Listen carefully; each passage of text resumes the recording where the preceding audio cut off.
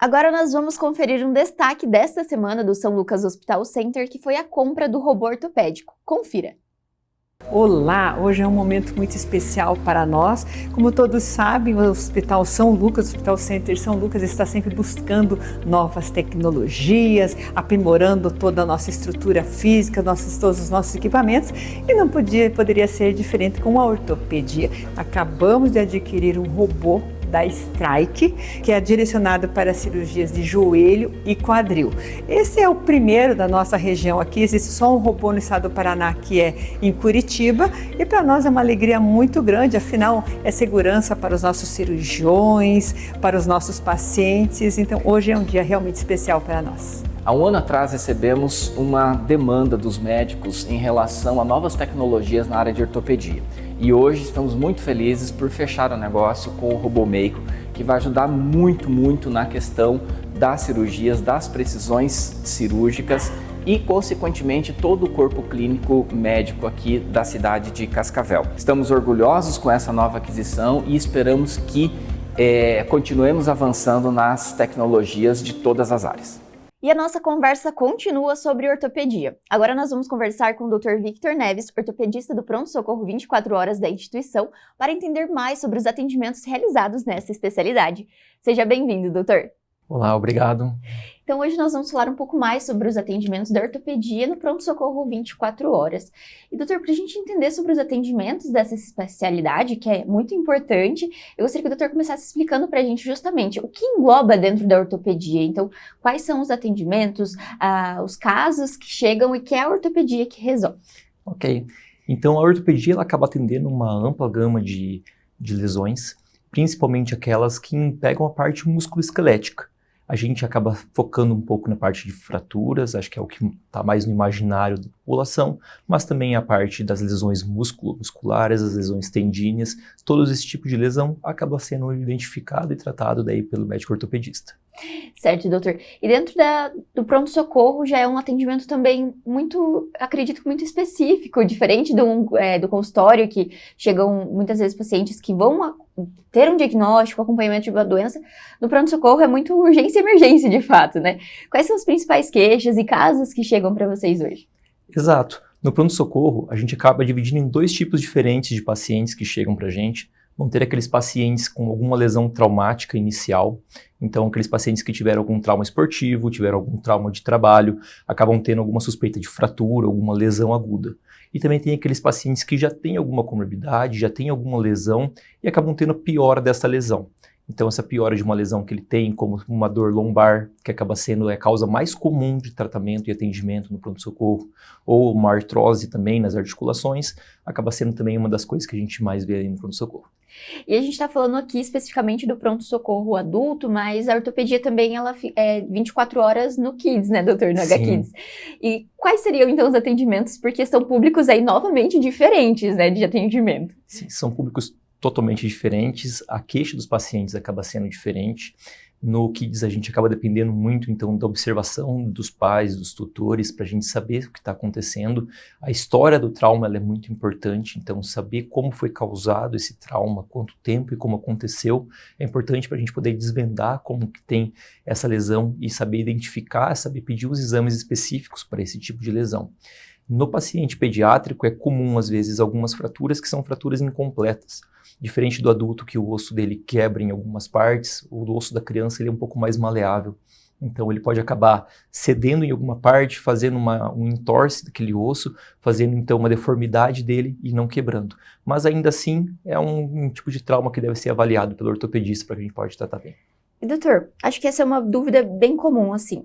Qual é o momento que deve procurar, então, o pronto-socorro quando, no caso da ortopedia, o paciente ele torceu o pé, ele busca imediatamente ou não, ele teve uma queda? Qual é o momento certo? Todas as quedas, os impactos, eles precisam de uma avaliação ou tem momentos que dá para esperar ou não? Porque acho que essa é uma dúvida também que surge, principalmente a gente falou recentemente nas redes sociais do hospital sobre a questão dos idosos, que é muito importante. Sim. Então, explica pra gente, no pronto-socorro, quando é que a gente deve buscar em casos da ortopedia? Se a gente for ver bem, cada tipo de lesão ela vai ter algum critério específico. Mas, no geral, se você acaba tendo uma lesão que muda um pouco a sua perspectiva de vida, se ele está atrapalhando ou uma dor sustentada naquela região, você deve procurar já o pronto-socorro. Por quê? Se você tem uma dor que é contínua naquela região, a dor é um sinal do corpo que há algo errado. Quando a gente fala em entorse, às vezes, entorse não é só osso que dói. A gente vai ter dor muscular, a gente vai ter lesão tendínea, a gente vai ter lesão ligamentar. E tudo isso pode ocorrer sem que você tenha no raio-x uma alteração inicial. Então é importante que você consiga vir para evitar que você tenha uma lesão sustentada por um tempo maior. Isso pode no futuro acabar causando um problema maior para você se você não vier para uma avaliação às vezes simples. Essa é bem, uma questão bem interessante mesmo, porque, tá doendo, tomou um remédio ali, e a questão da automedicação acho que acontece muito, né, doutor? Foi tomando remédio, e aí acabou se tornando uma dor, um problema maior, tanto que uma avaliação inicial, um tratamento inicial teria resolvido também, né, doutor? E essa questão da dor das costas, a famosa dor nas costas, Sim. na coluna, é muito comum também nesse caso, né? Então, a dor nas costas, ela acaba sendo um sintoma devido a alguma lesão que pode ter na região lombar, região cervical. 90% das vezes vai ser uma dor focal que acontece naquela região e que nunca mais vai lhe incomodar. Mas 10% das vezes você vai acabar tendo alguma lesão estrutural, alguma lesão anatômica que vai precisar de um tratamento mais específico. Então, se você não vier, você pode acabar deixando passar uma lesão de uma hérnia, uma lesão de escorregamento da vértebra, e tudo isso pode acabar causando para você no futuro alguma lesão permanente ali na região dos nervos, né? E tem tratamentos também que eles precisam ser tratados logo no início, alguns tipos de tratamento que são, que tem momentos específicos, geralmente da doença, né, doutor? A gente vê falar algumas vezes que, às vezes no início era o momento ideal de ter feito o tratamento, então isso também interfere, né? O tempo é muito crucial quando se fala de saúde de modo geral, e na ortopedia não é diferente, certo? Com certeza, principalmente se a gente for pegar os casos de fratura, a fratura ela deve ser imobilizada já no início, para evitar que você tenha uma lesão maior das partes moles em volta daquela fratura. E a fratura em si, ela acaba consolidando, esse osso acaba cicatrizando depois de algum tempo. Então, se você às vezes tem uma fratura, espera em casa e volta depois de uma semana e pouco, às vezes a fratura já começou a consolidar e infelizmente ela começa a cicatrizar de uma maneira errada. Então, começa a cicatrizar com o osso torto, com o osso então com uma deformidade que vai ficar visível ou que pode acabar alterando a sua função então daquele membro. Certo. E essa questão da imobilização, doutor, também acho que é uma dúvida que é muito interessante da gente falar. O paciente teve uma queda, ele teve algum tipo de lesão. Qual que é a maneira correta de transportar esse paciente para um pronto-socorro? O ideal, a gente sabe que muitas vezes é chamar os serviços de emergência, mas em casos que o paciente consegue ou ele não consegue o contato do SAMU, qual que é a forma mais segura desse paciente chegar ao pronto-socorro para o atendimento? Então, se há suspeita de alguma fratura, então se você acaba vendo que aquela articulação ou aquele osso tem uma mobilidade maior do que o normal, do que o anterior, o ideal é que você tente imobilizar de uma maneira simples, então, aquele osso. Às vezes você acaba colocando, então, um cabo de vassoura amarrado, então, com algum pano naquela região, há algumas talas, então, daquela parte de papelão, qualquer coisa que você consiga evitar que faça um movimento muito grande daquela articulação ou daquele osso, acaba ajudando nesse transporte. É muito raro que uma mobilização, às vezes, só de um transporte do domicílio para o hospital já faça uma lesão muito grande, Sim. Mas o ideal é que sempre sim se importe e tente imobilizar da melhor maneira possível. Isso é um fator muito importante, porque às vezes no desespero daquele momento, no calor da emoção, esse paciente acaba também não tendo os cuidados, mas acho que a calma é fundamental para que esse paciente também tenha um tratamento depois correto, né, doutor? Isso, principalmente quando a gente tem, então, alguma lesão de coluna, né? A lesão de coluna, diferente das lesões de membro, ela deve ser imobilizada de uma maneira correta e de uma maneira muito segura, para evitar que você tenha ali alguma lesão, um comprometimento da parte medular, então, da parte dos nervos que descem por dentro da coluna. Então, em casos de acidentes de quedas ou algo assim, o ideal é realmente esperar o serviço de emergência para esse transporte seria o mais correto, certo? Isso, o mais correto é esperar, porque às vezes na pressa, então, de mobilizar o paciente, você acaba causando uma lesão que às vezes seria evitável. Não só dei o exemplo da queda, mas até acidentes de trânsito, que muitas vezes você quer tirar o paciente da situação, mas é fundamental ter essa cautela e essa segurança de fato, tanto muitas vezes para a pessoa que está conduzindo a situação, quanto para o paciente, né, doutor? Sim, quando a gente vê aqueles protocolos de trauma, a gente sempre sabe, então, que o primeiro passo é isolar a área, evitar novos acidentes. E o segundo passo, então, é você evitar que você tenha uma lesão maior do que ela já aconteceu. Nesses acidentes de alta energia, como acidentes de trânsito, principalmente com motociclista, é comum, então, que o paciente venha, então, com um colar cervical, que o paciente venha numa prancha rígida, e tudo isso evita alguma lesão. E, às vezes, o paciente ele não quer. A pessoa, então, ela acha desnecessário, acha assim, não, eu estou bem, não preciso me colocar numa prancha. Mas tem que saber que aquilo é para evitar que você tenha uma lesão potencial na sua coluna que seja permanente para você. Com certeza. E no caso do pronto-socorro é onde chegam esses pacientes, né? Então, é esse contato direto que os doutores têm também. Doutor, a gente falou um pouquinho sobre a questão anteriormente de quedas de idosos, e acho que esse é um fator bem legal da gente conversar também aqui nesse momento, justamente porque está chegando o inverno. O doutor já comentou em outro momento sobre a questão de ser um período que acaba acontecendo mais quedas. E no caso do idoso, doutor, quais são os cuidados que a gente deve ter e que a gente deve redobrar a atenção nesse momento, então, para evitar futuras quedas, ou quais são os cuidados que a gente deve ter também se acaso acontecer uma queda? Então, aqueles idosos que têm algum problema de locomoção já identificado, ou que você começa a identificar no seu pai, na sua mãe, no seu avô, na sua avó, que começa a ter um problema de locomoção, você tem que pensar em evitar essas quedas, principalmente retirando tapetes do chão, colocando apoios na porta. A parte do banheiro também é um local que normalmente acontece alguns escorregões e pode acontecer uma queda. Então, normalmente ter aquele apoio ou aquele corrimão na região do banheiro também acaba sendo muito útil. O idoso, quando ele começa a perder um pouco de força muscular, ele começa a perder um pouco de força da passada, então ele não consegue mais erguer o pé tanto para subir um degrau ou para descer um degrau. E por isso ele acaba, às vezes, tropeçando na subida de degrau, na descida, e isso acaba sendo também uma das causas maiores ali de trauma desse paciente. A gente tem que evitar, e caso aconteça, a mesma coisa, mantenha o paciente em casa, tente imobilizar, tente ajudá-lo, mantenha ele acordado, ele comunicativo, e chame uma ajuda, chame um resgate para que ele possa vir para cá ser avaliado. Nesse tipo de paciente é importante a avaliação, independente se foi algo que a família considere leve, é importante ter uma avaliação, né, doutor? Infelizmente, um paciente mais idoso, ele acaba tendo então uma força muscular menor e também, e consequentemente, acaba tendo uma força óssea menor, o que a gente às vezes associa à osteoporose, mas então ele tem uma densidade óssea menor, então a fragilidade do osso é um pouco maior. Uma queda que num paciente adulto, num paciente jovem, seria apenas uma contusão, ele levantaria e ficaria tranquilo. No paciente idoso, ela é potencialmente uma fratura. Então a gente tem que avaliar esse paciente para evitar realmente que passe uma fratura despercebida, que depois acaba limitando esse paciente sair do leito e acaba causando, então, algumas lesões, às vezes um pouco maiores. Isso é bem importante da gente reforçar também.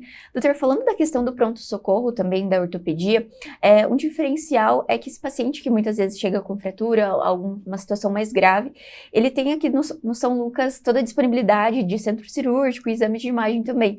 E esse suporte para vocês da ortopedia é muito importante, né? De ter apoio do centro de imagens para fazer os diagnósticos e posteriormente ser encaminhado para uma cirurgia também. O doutor poderia falar sobre esse ciclo que o paciente precisa passar muitas vezes? Claro, isso é essencial, né? O paciente do pronto-socorro, ele já é feito de uma maneira que ele dê sustentação para a gente fazer um diagnóstico rápido no paciente e um tratamento mais rápido ainda. Então, esse paciente, quando vem no pronto-socorro, ele vai passar por uma avaliação da parte ortopédica, vão ser pedidos exames de imagem, aqueles necessários para que a gente possa afastar ou concluir um tipo de lesão que esse paciente tem, e se necessário, ele já é levado para o centro cirúrgico de uma maneira muito rápida.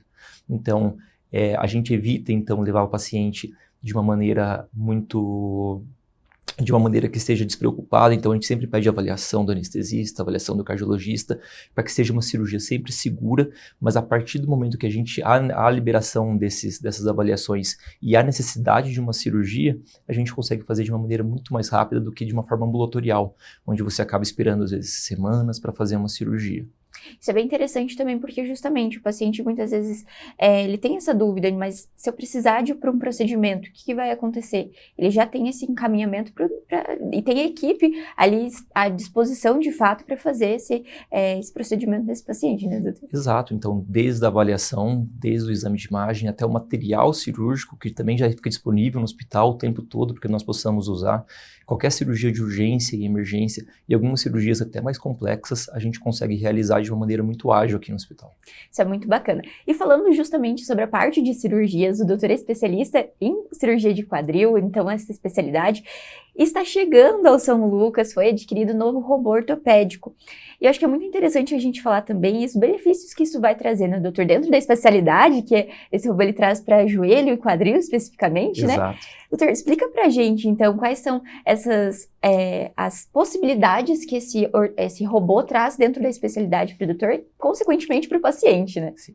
Então, o robô, ele vem para ajudar a gente, principalmente em alguns casos, às vezes, mais difíceis, ou para nos dar uma precisão um pouco maior, então, quando a gente vai fazer alguma prótese de quadril ou uma prótese de joelho, na artroplastia, que é o nome dessa cirurgia, a gente acaba utilizando o robô para que os cortes que a gente faz no osso sejam cortes milimetricamente calculados. Isso evita, então, que você faça um corte, às vezes, exagerado, porque até então, sem o robô, a gente vai usando muito, então, da visualização a direta que a gente tem e da nossa experiência, então, para fazer os cortes da maneira correta. O robô, ele auxilia, então, nesses cortes, fazendo com que eles sejam realmente já pré-calculados de acordo com os exames de imagem do paciente e, então, o implante, ele acaba sendo colocado, então, no local, assim, mais correto possível. Isso é um diferencial bem grande, né, doutor? Porque quando a gente pensa na mobilidade mesmo do paciente, isso dá diferença no dia a dia, no impacto no dia a dia, certo? Exato, tanto a mobilidade quanto a durabilidade, então, dessa prótese, dessa artroplastia, isso também ajuda bastante, evita um desgaste exagerado, evita que a gente force, então, um dos lados da parte muscular, lembrando que sempre que a gente tem uma articulação, a gente precisa de um equilíbrio da parte muscular e da parte tendínea nessa articulação para que ela se movimente da maneira correta. Então, ele ajuda bastante para que esse tratamento ele tenha um resultado mais eficaz possível. E, doutor, só para a gente entender um pouquinho, para a gente dar o contexto que a gente falou sobre o robô, quais são as principais indicações, de fato, de cirurgia de quadril, assim, para a gente entender quais são os procedimentos que são realizados, quais são os pacientes que são beneficiados com esse tipo de cirurgia e, consequentemente, agora com a vinda do robô também, para a gente explicar melhor e visualizar melhor um pouco mais. Então, a cirurgia do quadril, ela acaba pegando alguns pacientes com alguns traumas de quadril. Então, a fratura do quadril proximal, do fêmur proximal em pacientes idosos, ela acaba sendo um quadro, infelizmente, muito frequente, principalmente em pacientes idosos, que é o que a gente chama de fratura trocantérica. E também a gente acaba tendo alguns casos de artrose. A artrose é o desgaste, o tempo passando na articulação e ela acaba afetando todas as pessoas vivas e nos pacientes mais idosos, então, eles acabam causando, então, além de uma dor na articulação, também uma limitação de movimento do membro. Então, se você tem uma dor, tem uma limitação de movimento no membro que acaba sendo progressiva, você acaba tendo, então, pode ter uma lesão na parte de dentro da articulação do quadril. E aí há necessidade, ou não, às vezes, de realizar um procedimento cirúrgico. A artroplastia é um dos procedimentos, infiltrações são outros procedimentos. Existem hoje também a questão da medicina regenerativa, que ajuda você também a evitar, às vezes, uma cirurgia um pouco precoce. Então, tudo isso acaba sendo algumas das atividades aí da cirurgia do quadril. E é uma evolução muito grande e constante, né, doutor? A medicina vem evoluindo cada vez mais e as tecnologias vêm auxiliando. Eu acho que esse é um diferencial que é muito importante a gente ressaltar. Porque muitas vezes a gente fala sobre inovação, sobre tecnologia, mas é tudo muito alinhado ao corpo clínico, aos médicos, porque precisa desse... ela vem para trazer benefícios e para auxiliar, mas não substitui de jeito nenhum a parte médica, né, doutor? Exato. Então, assim, a indicação da cirurgia, do uso do robô ou não, ela parte, então, do humano. O robô, ele é uma ferramenta.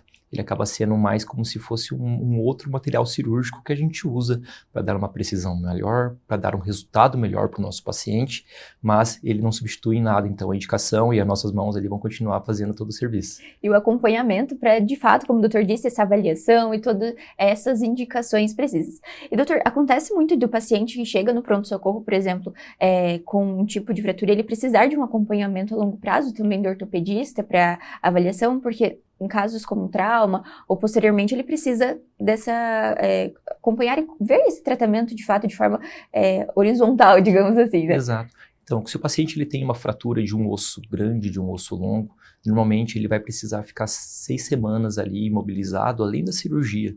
Então, às vezes, como por exemplo, uma fratura de um fêmur, você mantém ali, além da imobilização interna, você vai pedir que ele evite fazer o apoio no chão, por quê?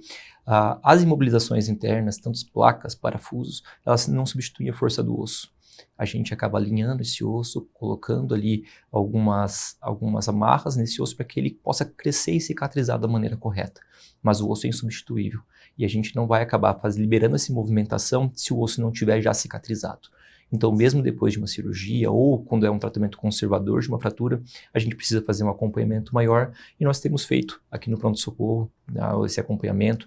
Então, a gente acaba pedindo esses retornos. O retorno no pronto-socorro ele tem uma vantagem que é o raio-x já disponível para que nós possamos ver como que está a evolução radiográfica então desse paciente, mas isso a gente acaba ajudando bastante daí nesse acompanhamento. Que bacana, isso é bem interessante da gente falar. Então, se esse paciente teve um atendimento, ele vai continuar tendo esse atendimento para que ele consiga o tratamento completo de fato, né? Além do atendimento inicial, um tratamento completo para esse paciente, certo, doutor? Exato, a gente não deixa esse paciente solto depois, a gente sempre gosta de avaliar esse paciente, de saber como que está a evolução, até porque a evolução ela é muito individual de paciente para paciente, não só a evolução da fratura, mas a evolução então da locomoção desse paciente ou da mobilização, a perda de força que pode acontecer devido à imobilização.